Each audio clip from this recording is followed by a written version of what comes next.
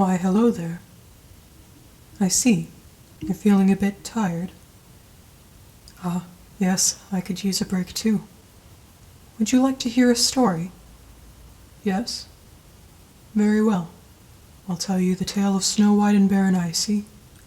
This may be somewhat different than the usual Snow White tales you're used to.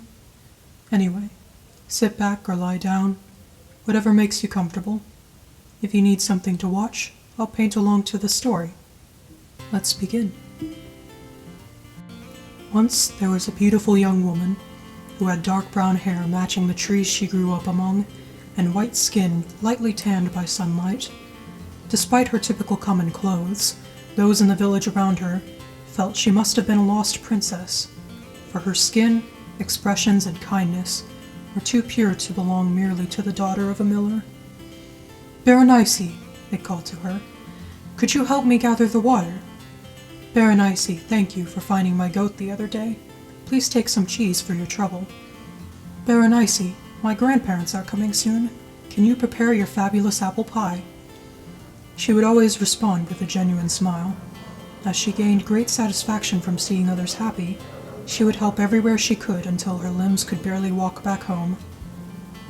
On one such day, she searched for a very special berry, hidden only in the talc bush, to make a recipe for her friend's birthday.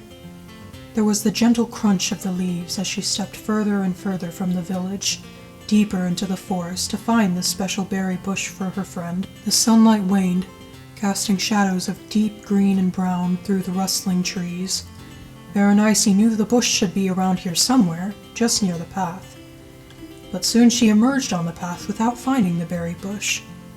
"Well, that's irritating," she muttered as she kicked a leaf. She knew her navigation skills were better than this. She should have seen the bush already.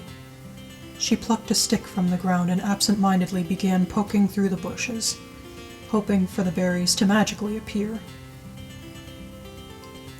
The ground crinkled as a figure approached her. Her joints froze, refusing to move despite their suspicion. Her knuckles paled around her held stick. The figure couldn't have been an animal. It was humanoid. "Hello!" he called out from behind the tree.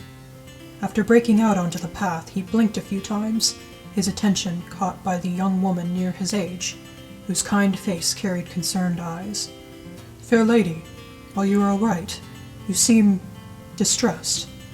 Berenice noted that his clothes were different than most of the young men from her village. They were cleaner, more suited to perhaps a more upper class. But as he was a human, and humans had never been a danger to her, Berenice opened up about her search for the berries. "Oh, you're trying to find them for your friend?" he asked. "For a recipe I'll make for them, yes. Have you seen any berries like those?" He cringed, rubbing the back of his neck. "You see, I'm on a journey. I was hungry when I stopped here for a break, so when I saw the berry bush over by the path..." Berenice gaped. "You took the berries?" He raised an eyebrow. "You interrupted me." She stared, realizing for a moment that it was rude to interrupt a stranger. "Of course, I apologize. I really want to find those berries before the sun sets. I hadn't had the chance to look due to working earlier, but tomorrow morning will be too late." Her gaze shifted to the ground as the chances of her not completing her quest increased. "No, I apologize. After all, I didn't realize someone may have needed those berries." He scrutinized the bush leaves. "You know, I think I saw some of those on my journey here, not 5 minutes back. Let me take you to them, in return for my blunder." "Thank you. That's kind of you." Berenice's hope glittered in her chest. When even her eyes glowed, the young man had a hard time not staring in admiration of her beauty.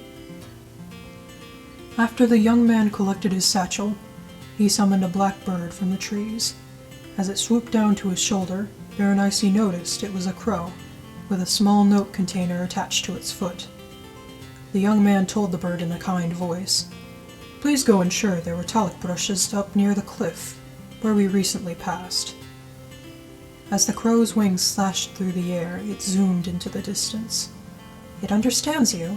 Berenice asked, her voice childlike with wonder. "Yes, my family has a gift for being able to communicate with birds," he said. "That's amazing," she continued. I'm merely part of a miller's family, but I do enjoy hearing the birds as I work. They talked as they walked the rocky path. Berenice finally learned the young man's name, Roy. He noted Berenice's joy when the crow returned with confirmation of the bush's location. Something about her was so beautiful to him. Truly, with her giddiness and her want to find the berries for her friend despite the oncoming darkness and chill, she appeared to be the fairest of the land.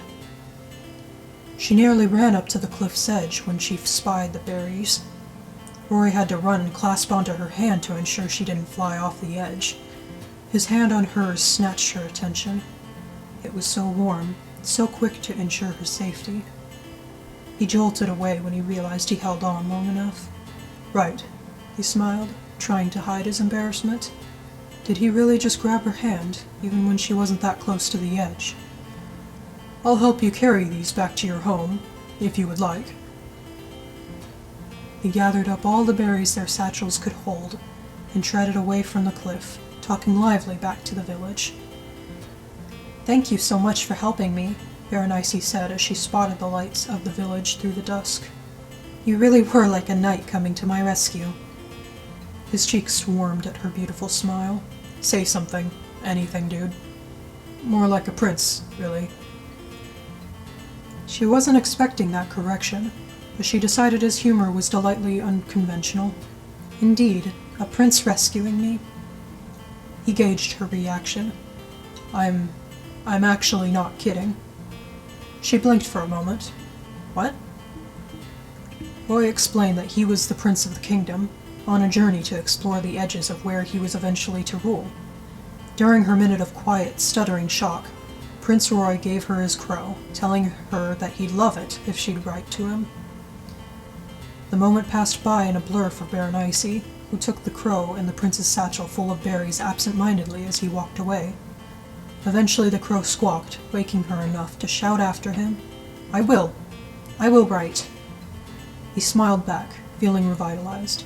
So will I, he called. And they did. For many years they wrote back and forth as they grew older. Her letters to him always started with, To my prince who rescued me.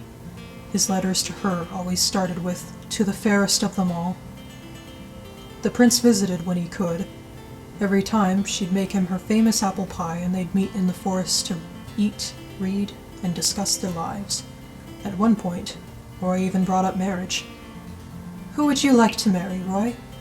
Berenice asked, her voice brittle. His eyes met hers. But why, by tradition, I would supposedly have to marry a princess? Berenice's chest deflated, but her heart fluttered as he lifted her chin. So, it's a good thing I found one right here before me. She felt her cheeks heating as her smile grew. Such a wondrous feeling, to anticipate a beautiful future with someone so close to the heart. Such a cold feeling to replace it when that dream is ruined. Not long after that conversation, word spread around the kingdom that Prince Roy was to marry Princess Elizabeth from the neighboring kingdom. No matter how much disbelief Berenice guarded her heart with, it didn't stop the wedding from happening. No matter how many tear-stained notes she sent Prince Roy, he supposedly couldn't stop the arrangement. As the years continued, a sadness clung to Berenice. She wasn't the youthful woman who jumped to help anyone anymore. She started to grow weary of hearing news, even of those she used to care for. Her parents passed away from illness, leaving her alone with the mill and her crow. She still communicated remotely with Roy, but when he became king, he was hardly able to visit in person anymore. Thinking about someone else being his love sunk bitterness into Berenice's heart, but when she heard of their baby, her heart shattered.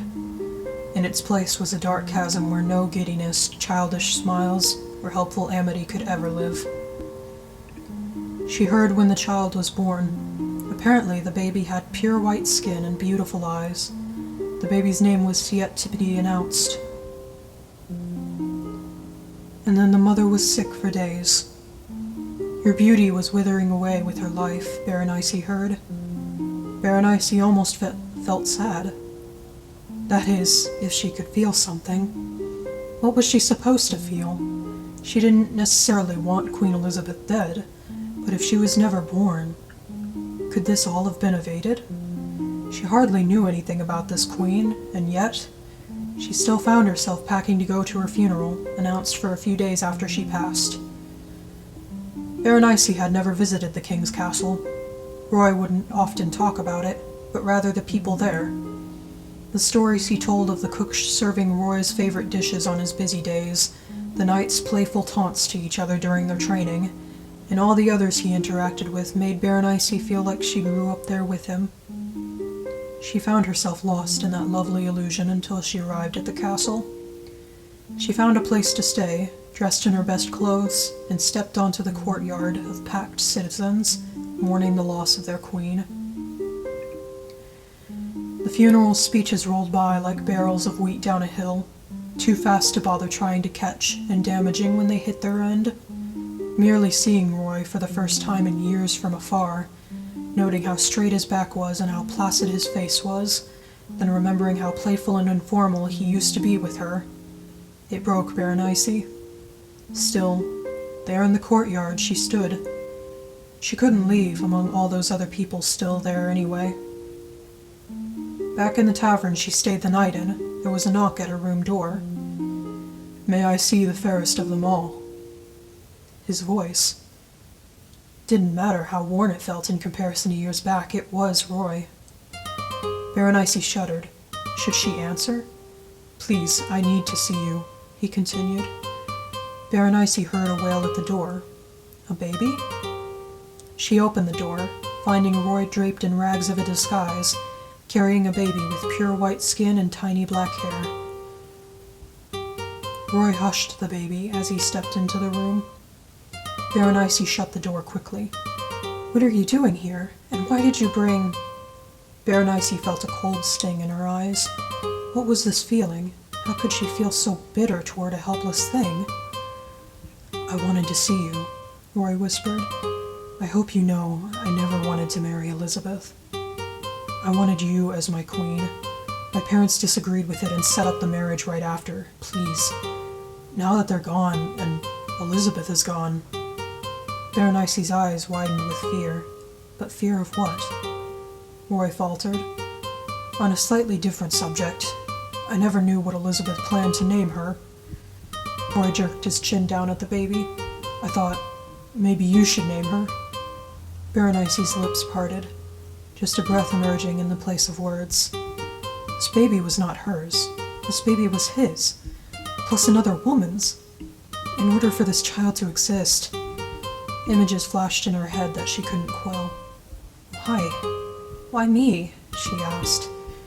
Why did she ever have to meet Roy? She could have just made a simpler recipe for her friend's birthday all those years ago.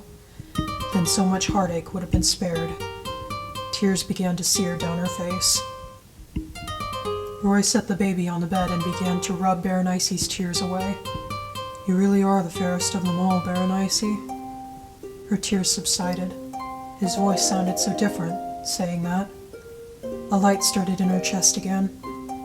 Roy smiled, seeing the twinkle in her eyes return again. "It isn't just because of the way you look, but the way you act, the way you are. I want to be with you every day. I'd go crazy if I had to go another day without you. Please, would you come live with me in the palace? And maybe if it isn't too terrible after a few months, would you consider marrying me?"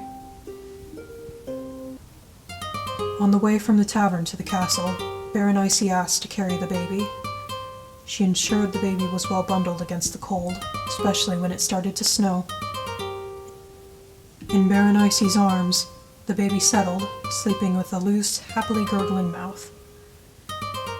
The warmth of the child against her chest made her feel like the baby was imbuing her with the warmth she once had. Despite Berenice's best efforts to keep the baby concealed all the way to the castle, a peck of snow slipped onto the baby's face. Roy laughed lightly. "Hey, you shouldn't laugh," Berenice insisted. "The baby shouldn't get too cold."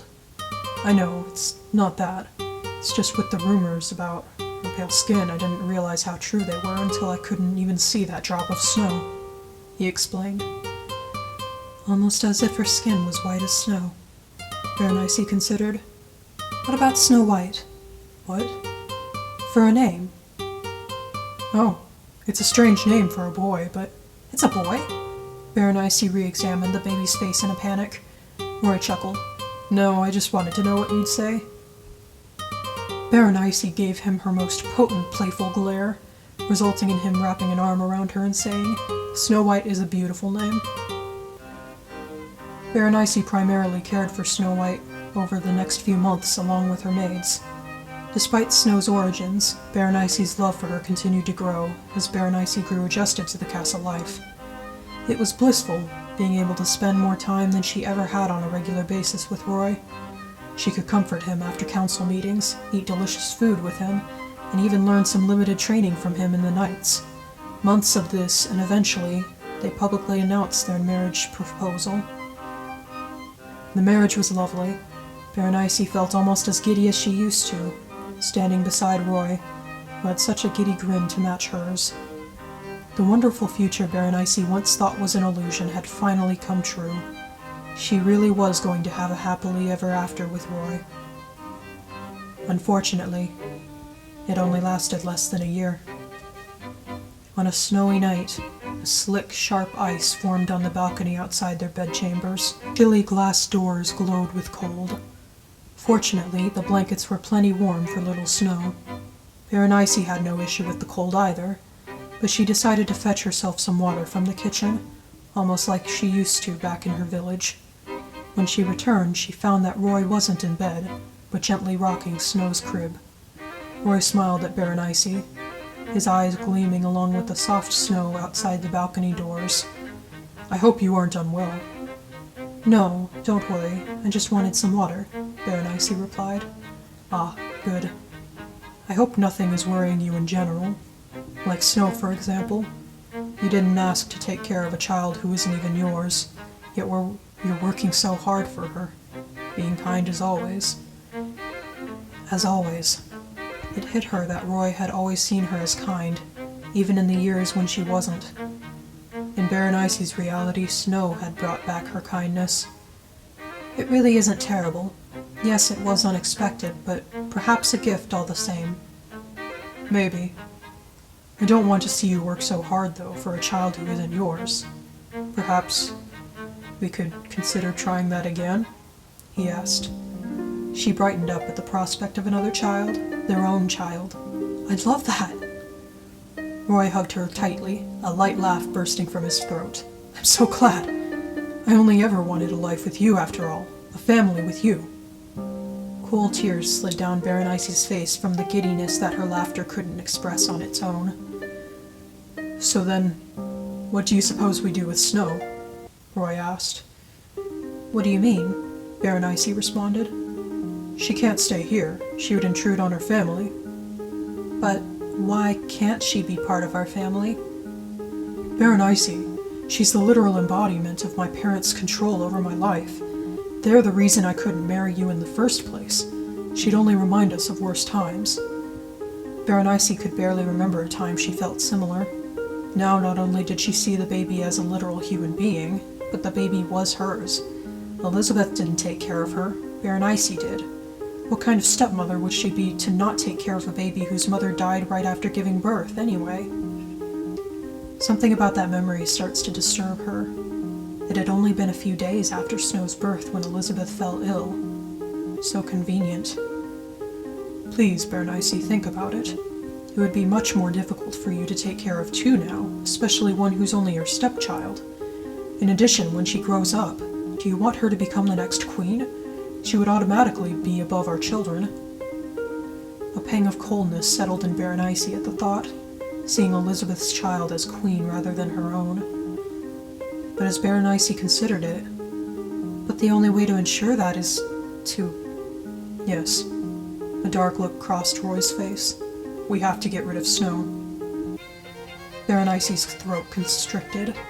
Get rid of? As in, kill? Berenice, it's the only way for us to be truly happy. He scooped Snow from her cradle and stepped toward the balcony doors. Please, just don't look. It'll be a tragic accident.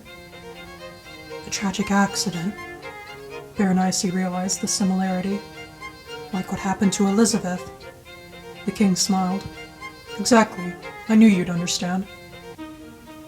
Berenice turned away, panic in her heart. He killed Elizabeth. He wouldn't kill Berenice too, though, right? But what he wanted to do to Snow. Maybe if Berenice didn't look, she could move on. Never think of this again. Just let Roy do whatever he was going to do and move on. They could have more kids in the future. Their own kids. But no. Berenice yelled like a strangled animal, running for Roy, just to rip Snow from his grip. Then they could talk this out more. She could reason with him. He pulled open the balcony door, letting the cold leach onto Berenice's arms. The arms that ripped Snow away from a surprised Roy. The surprised Roy Berenice ran into and slipped onto the icy balcony with. The icy balcony railing that Berenice hit her head against while protecting Snow. The same railing that Roy flipped over and caused him to crash into the ground 50 feet below. Berenice fell into sleep as she hit her head, but she kept Snow from feeling the impact. But Snow did wake, and she wailed as the blood spread from Roy's head, and Berenice was exposed to the icy environment and the glass of the broken balcony doors. The commotion woke the guards, who rushed to the king, queen, and princess's aid. They could warm up and heal the queen and the princess, but unfortunately, the king was dead when they found him. They waited until the queen woke before holding the king's funeral. The queen had never felt colder than when she stood above his grave holding Snow. The only times she'd feel colder were when she'd see herself in the mirror, seeing how changed she was. She used to smile for no reason, like it was just an effortless state of being. Now in the mirror, she only saw blankness. There was only her. At least until she started seeing the reoccurring vision of the king in the mirror, smiling behind her, talking to her, and telling her that she's still the fairest of them all. For years the queen ran imperial matters in the place of the deceased king. As empty as she seemed, some speculated what actually happened the night of the king's death. Did the two of them really slip when they stepped out onto the balcony? Or did the queen push the king to take his throne?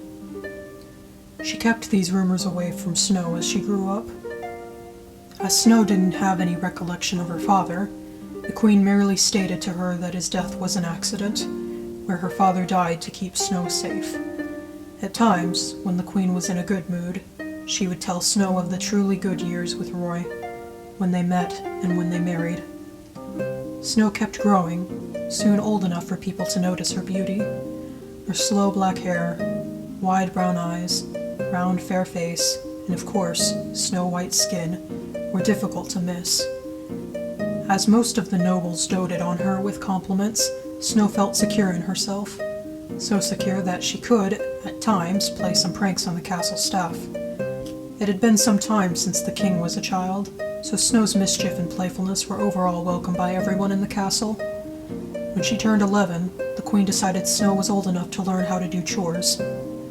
Snow, despite her somewhat rebellious nature, listened to the queen without question and dived into learning how to fetch water, find herbs, and even run her own mill.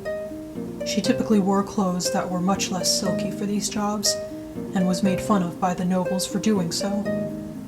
As this began to bother her to the point of her emotions festering, Snow addressed the queen once by asking, "I don't need to be rude, but Mother, why do I need to do these chores? People aren't being very nice to me about it. They say I'm as dirty as a peasant." Snow's eyes lowered to the ground, shame running through her. "Don't listen to a single thing they say. You're learning the skills of a peasant so you can be independent. I learned all those very same things as a child, you know." The queen's hand shot to her mouth. The you-know insert, something like Roy would say. Snow's eyes widened. Did her mother really learn how to do this as a child? Was this how she became so amazing? Snow smiled. "Then I shall continue to do so, Mother, no matter what they say." Before Snow ran off to fetch water for the kitchen, the queen said, "Wait." Snow's bright eyes confirmed what the queen wanted to say. "I'll help you today." The day of working with her turned into a week. The queen had plenty of advice to give Snow, and Snow soaked it all in. When Snow was 14, she went on her own to the woods, reciting the Queen's advice in her mind on how to find the best wood. One day, she wandered to a watering well. She muttered, "Some water couldn't hurt." The echo in the well made her jump. She grinned as she set down her wood. Then she sang a small tune into the well, greatly enjoying the response from the deep stone. As she drew water, she found herself continuing to sing a duet with the well. In the forest, there was a young man practicing his hunting. When he heard Snow singing, he wandered past the trees to the clearing with the well. After hearing the tune for a minute, he joined in with the echo. Snow looked up, startled by the echo from the forest. She spotted the young man with his bow and arrows. Without taking a drink of water, she ran into the forest again, away from him. But he had already seen her beauty and heard the beauty of her voice. He wanted to know her. So he grabbed the wood she dropped and chased after her. As he could easily chase and track, he quickly caught up to her. He called out, "I mean you no harm. I only wish to know you." "You don't already?" she called back through her huffs of running. "No?" She paused, letting him catch up with her. "Really?" "Believe me, I'd remember a person as fair as you. Really, I would say you're the fairest of them all." She smiled, a flurry of warmth heating her chest. "You don't have such bad singing voice for an echo." "If I must echo, then I hope only for your voice to come first," he said. "Would you perhaps want to talk more, and let me carry your wood, rather than play a chasing game?" "Very well," Snow said. Curious as to how he would act without knowing her royal identity, she offered, "My name is Winter. What's yours, kind pursuer?" He smiled in relief. "My name is Peter." Snow and Peter then talked until Snow felt she needed to return to the castle. They agreed to meet at least once a week. Over time, these meetings left Snow with a warm ball of energy in her chest, bursting out of her in torrents of giggles and hop steps. It didn't take long for the Queen to notice. During dinner, the Queen asked Snow if there was anything in particular causing her rush of bliss. "Well, I did meet a fine person, perhaps even a suitor if I'm not being too forward." Snow tried to keep her smile discreet. "Oh?" The Queen smiled slightly. Surprisingly, there was some genuine happiness for Snow there. "And who is this fine person?" "His name is Peter. I met him in the forest when I was stopping for some water. Well, he startled me at first, but he was so kind that I got talking with him. Now we meet all the time, at least once a week. He's so sweet. He even called me the fairest of them all." The Queen's gaze sharpened. A tremor went through her hand, leaving her fork rattling against the plate. Could this have been a warning sign? To keep Snow away from this person? "Mother, are you all right?" Snow asked. "And he treats you well?" The Queen asked. "Yes, Mother. And how old is he?" 18, Mother." You're only 14. It's like a freshman dating a senior." "What, Mother?" "Nothing. It's a ridiculous age gap." "You and Father were about that far apart in age, weren't you?" The Queen snapped. "I was 17. We weren't even romantically involved until our 20s. And you'd better hope your situation isn't like ours." Snow recoiled, feeling for the coldness that others claimed the Queen contained. She had never felt it until then. "Please, I don't want you seeing this boy for a while. Just long enough to clear your head. Then we can discuss this further," the Queen offered. The Queen's words stung. Snow nodded in agreement, but she bit her cheek, concealing her hurt. When dinner was over, Snow ran out into the forest, not knowing where else to go. With what the Queen taught her, Snow would be able to survive for a few days, she figured. It only took a day for the Queen to send out a search, but Snow wasn't found within a couple of days. Then the Queen sent for the huntsman who was rumored to be the best in the land, Prince Leon, from the neighboring kingdom. He was summoned to the Queen's main courtroom, and there she dismissed the guards, allowing the two of them to discuss matters in private. "Your Majesty," Leon bowed. "Your respect is kind, but this mission may require you to be somewhat unkind," the Queen said. I heard you require my hunting skills. For what am I to find? Who, rather. I need you to find my daughter and bring her back to me. Her name is Snow White. Was she kidnapped? There isn't any evidence she was, although it could be a possibility, the Queen considered. But it's possible she ran away of her own volition. I said something that may have upset her. Perhaps it was time to tell Snow about the arranged marriage of her mother, she thought. Do you have any idea where she may have went? Leon asked. I suspect the forest. This is primarily your area of expertise, correct? Yes, of course. Is there anything else I should know before going to find her? The Queen looked coldly to the side, considering. Yes, when you find her and capture her, tell her this. I plan to kill her when you bring her back here. Leon shuddered. He had heard of the Queen's coldness, but this seemed far too extreme. I don't question your judgment, Your Majesty, but may I ask why? She will need fear and emptiness in her heart to prepare her for what comes next. That's why. The Queen swallowed, knowing this farce would bring Snow closer to understanding her, even if it means destroying a piece of Snow's innocence. Prince Leon bowed his head, giving him a moment to correct his questioning face. What was he to do? He couldn't disobey the Queen. He had to try to find this Snow White. As he rose and turned to leave, the Queen cleared her throat. I hope you realize that if you don't bring her back, there will be consequences. Leon hesitated by the door, only able to nod in response before calling for the guards to let him out. He was a prince, and if he was to be harmed by her, there would be war between the kingdoms. But with that look in her eyes, that callous expression, he felt that wouldn't matter to the Queen. Leon searched through the forest. Although he wasn't from this kingdom, he had frequented some of the woods before, so he knew where the easiest path to travel would be if someone wanted to get away, that is. It only took half a day to find a hint of a trail. Some broken branches here and there, a dainty footprint, and even a bit of ripped silk. As he grew closer to the trail's end, a storm began to brew. The day was darker than it should have been, with harsh clouds holding back tears above. Leon started to recognize the area. Strange. Wasn't this where... In a clearing he found a well, the same one where he met Winter. Nearby there was a small bed of leaves, where a young lady with black hair, pure skin, and tattered silk gown lied. Birds began to yell as Leon approached her, and she woke as a crow began pecking at Leon's arm. Wait, wait, she called out, and the birds calmed. She skittered over to Leon, her eyes wide with thankfulness. Peter, you're here, but it's not yet the day we agreed on. In silence, Leon gaped. He glanced at the silk dress, much richer than the fabrics Winter usually wore. Winter. Leon realized the name resemblance. Is that really your name? She paled, pinched a lock of her hair. I'm sorry, I didn't mean to be rude. I just wanted you to treat me like anyone else, not a princess, you know. The storm clouds started to leak, sending droplets of water plopping onto the moist ground. A couple of droplets began to shock Leon's cheeks. So, you are Snow White? He asked. Yes, she muttered.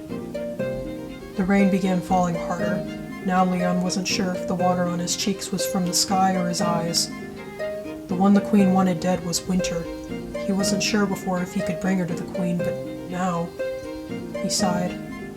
You aren't the only one who hid their identity. Peter? She asked. Prince Leon, actually, he admitted.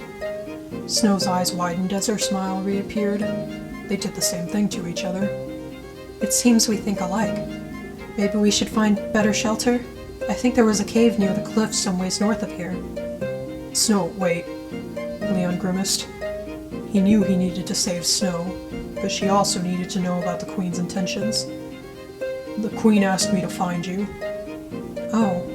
Snow's expression dampened. But then she recalled what the Queen asked of her, and she laughed lightly. It seems as if she accidentally changed her mind then. How kind of her in a way. Leon shook his head. No, Snow, she asked me to hunt you down and force you back to the castle. She wants to kill you." The words didn't compute in Snow's mind. Even though Leon said them, and she felt close to him, how could her mother have wanted that? Even if she was technically Snow's stepmother, Snow felt there was no way she would want such a cruel thing. "What?" "Whatever you do, don't go back to the castle. After I search for as long as the Queen deems satisfied, I'll return for you and take you to my kingdom. We can work things out from there," Leon said. Thunder rumbled, and lightning struck the tree above. The tree creaked and crashed toward them. They jumped back, separated by the trees. Snow scraped her knees into the harsh ground and went splattering up her silk dress. She lurched to her feet and called for Leon. "I'm okay, Snow," he shouted from across the burning tree. The fire started spreading further, creating a barrier between the two of them. "Head for the cave. I'll find you." Snow started to cry, partially from the smoke smell and the encouragement from the rain, but mostly from estrangement. When would she see Leon again? What does the Queen want with her? Snow clung to his final instructions and ran through the muddy forest, feeling the thunder like a whip on her back. The birds cawed instructions to her, helping her weave through the dark trees of the forest. She kept yelping, "Thank you," to them as she leaped from one foot to the other, huffing with pink skin and a confused heart.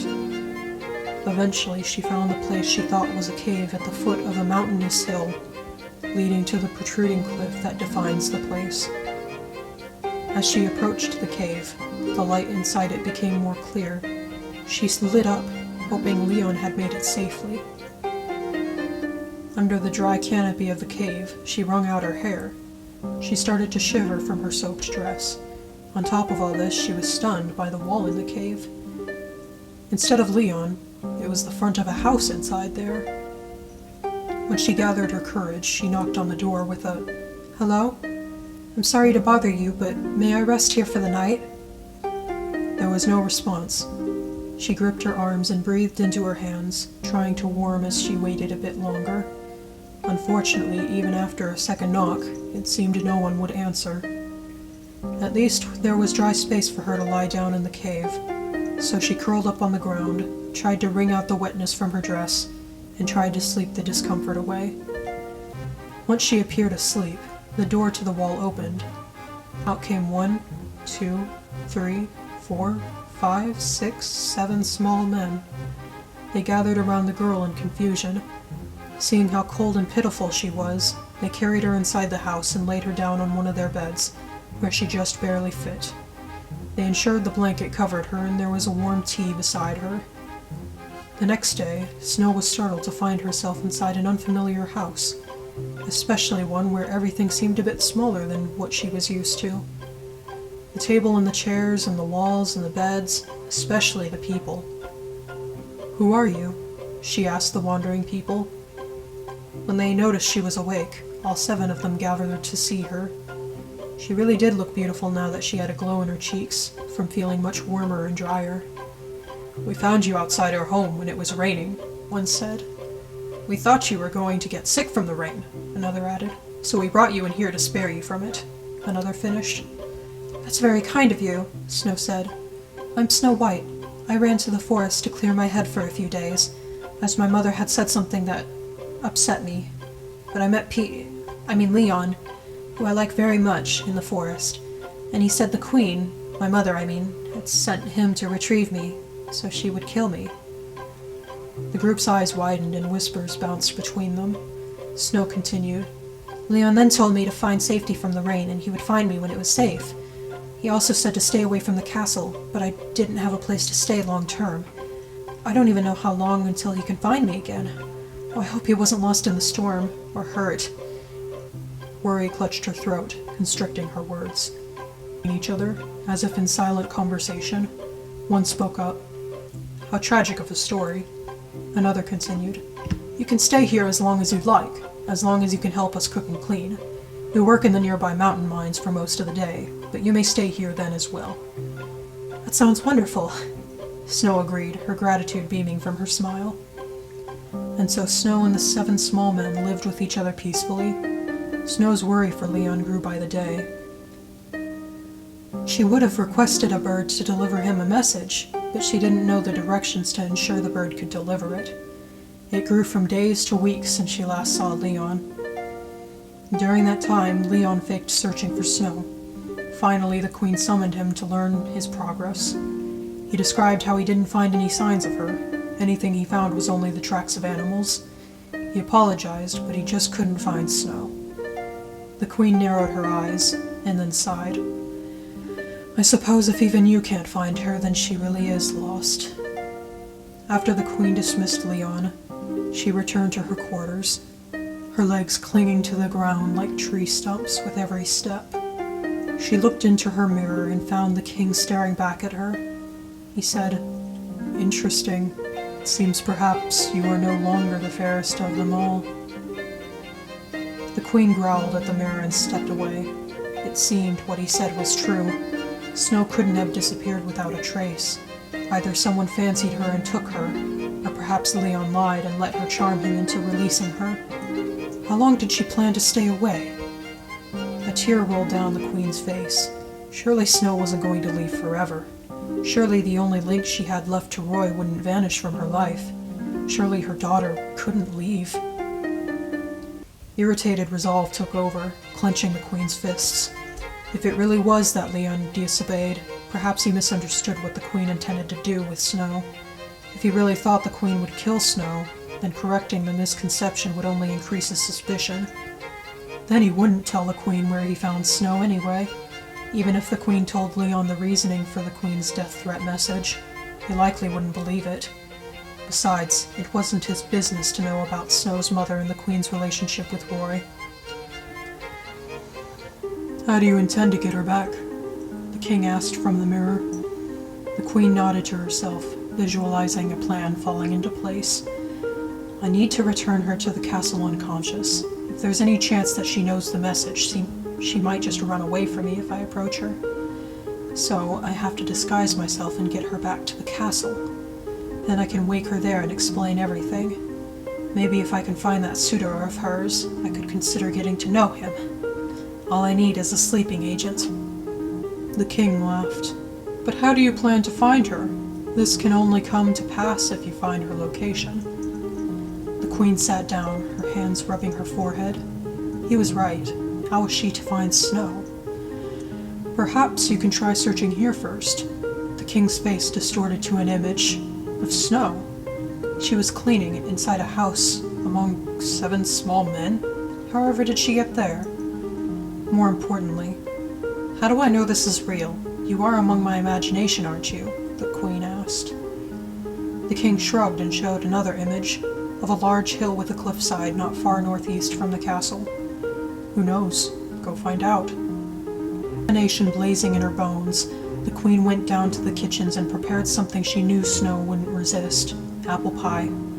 Among the ingredients, the queen added a potent sleeping agent that will keep Snow deeply unconscious long enough for the trip back to the castle. The queen filled a cart of barrels with cushioning under a blanket for Snow to ride back home on, plus as a way of disguising the queen's identity as a food merchant. After some makeup and rags to disguise herself as old, the queen made her way with the horse-drawn cart to the place the mirror had shown her. It was the middle of a clear sunny day when the queen made it to the hill with the cave. During that time, the 7 men were out working in the mines, leaving Snow home to herself. She was sweeping the floors when she heard the sound of the cart outside. It was unfamiliar. Could it have been Leon? She burst outside the front door and ran to see. Unfortunately, it wasn't Leon, but an old woman riding a cart of supplies with one horse to guide her. The old woman appeared surprised, and said in an old creakly voice, "Hi, my dear. I didn't know anyone was in that cave." "Oh, I'm sorry. I didn't intend to scare you. I thought you might have been someone else I've been expecting," Snow said. "Oh, don't worry. It's hard for such a beautiful young lady like you to cause a scare. I was only going to a nearby village to sell some pies. Would you like one while you wait for your friend to return? The apple pies are the best, if I do say so myself," the old woman offered.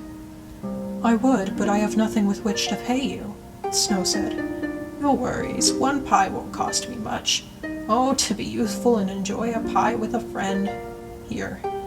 The old woman hobbled off the cart and picked out a pie from the back. This one should be good." "Thank you so much, kind one," Snow said, smitten with the pie's aroma. "Oh, I would love to try some right now." "Go right ahead. If it isn't absolutely delicious, then you get another for no extra charge." The old woman gave a crinkly laugh. "Very well then, but let me prepare you some too. One moment, please," Snow said as she took the pie into the house and prepared 2 pieces. She carried them back out and gave one to the old woman. "You're so sweet, child," the old woman said as Snow lifted a piece of the pie to her mouth. She swallowed with a cherry-cheeked smile. "This is absolutely delicious. Thank you so much." "You're welcome, child. Forgive me if I save my piece for later. I recently ate," the old woman said. "Oh, of course. Thank you again for—" Snow wobbled, and the old woman caught her. Snow fell into her deep sleep, and the queen removed her disguise. Then the 7 small men came home. When they saw Snow in the cart, they ran to check on her. As she was in such a deep sleep, they could feel no pulse nor breath. When the queen returned from her transformation, the men recognized her royal regalia and swung their axes at her. She stepped back, trying to say she didn't kill Snow. But the men didn't believe her, and wouldn't let her finish her sentences as they chased her up the hill. She couldn't get a word in, even when the men smashed the cliff edge the queen found herself standing on. Why? Why me? The queen thought as she fell down the cliff. Hey, wait. There are tulip brushes here, just like the cliff Roy brought Berenice to when they first met. The berries they grew were so beautiful, ripe, and red. The queen slammed into the ground, boulders careening into her body until she was still. The small men went to the cart with Snow White and wept for her. As Prince Leon had heard of the queen's short leave, he decided that day was best to find Snow. He arrived as the 7 men still wept for her. There was Snow White lying in the cart, with people weeping around her. What happened here? Leon asked. The queen killed her, they responded. Leon's heart shattered. No matter what he did, he wasn't able to protect her. He went to her side and held her wrist. Indeed, no pulse, no breath. Prince Leon began to cry, realizing it was over. He couldn't take Snow away to be with her. He couldn't protect her. She was gone. I'm so sorry, Snow, he whimpered. The 7 men looked at him. Are you Leon? One said. Leon nodded. I should have gotten here sooner. If only I had gotten here sooner. Leon leaned over Snow to give her a final kiss goodbye. He left a kiss on her forehead. And she woke up, startled, and slapped him. When she realized who she slapped, she sat up and exclaimed, I'm sorry, but maybe ask for consent next time, please. I thought you were dead. Not fully getting what he's saying, she messed with him further. So you go around kissing dead girls, I see. No, just you. I wanted to kiss you. Oh, never mind. He threw up his arms with an ecstatic grin. May I hug you? Yes, you may. She giggled as they embraced, each so warm to the other. The 7 men cheered for her and for true love's kiss breaking the death curse. Snow embraced each one of them as well, and when she asked what happened, they told her what they saw. Her dead and the queen there. When they chased the queen away, she fell off the cliff and died. Snow gasped, holding her hands in front of her mouth. The queen was dead. But they never got to talk through what was happening. She started to cry, but the others comforted her. Let us take you back to the castle and give the kingdom the news that the evil queen is dead. Leon clasped Snow's hand, trying to ground her. All 9 of them rode the cart back to the kingdom, where they spread the news of the queen's death. Soon Snow White was appointed queen of her kingdom. She lived in the quarters where her parents used to live. Looking in the mirror, she noted how grown she seemed from her trip to the forest. Her skin was a little tanner, but hair as black as ever, and eyes just a bit saddened. She turned away from the mirror for a moment, but then heard a deep voice say, Why, Snow, it appears you are the fairest of all now. Snow whirled around, finding a figure in the mirror, an older man in royal garb with black hair and a crow at his shoulder. "Who are you?" she shuddered. "I am your father, Snow White, although it was your stepmother who gave you the name." Snow's mouth quivered. "Really?"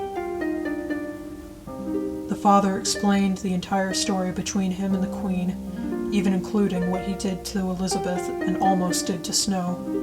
He also told Snow about the Queen's perspective on the recent events of the apple pie plan. "The Queen, she saved me as a baby. And she was only trying to bring me back?" Snow asked. "Yes, I regret my actions from back then, for you grew up to be quite the kind child, much like the Queen when she was younger. If you don't believe my story, ask the Queen's crow." The king gestured to the balcony where a crow sat. Snow looked between the king and the crow. "The crow you two used to communicate all those years." The king nodded, and Snow opened the balcony doors. She merely asked, "Was it all true, what the king in the mirror said?" The crow nodded. Snow turned around to address the king again, but found the mirror blank. Snow ensured to spread the truth, that the Queen wasn't evil, but only trying to bring Snow home. Every year on the anniversary of the Queen's death, Snow honored her by making apple pie.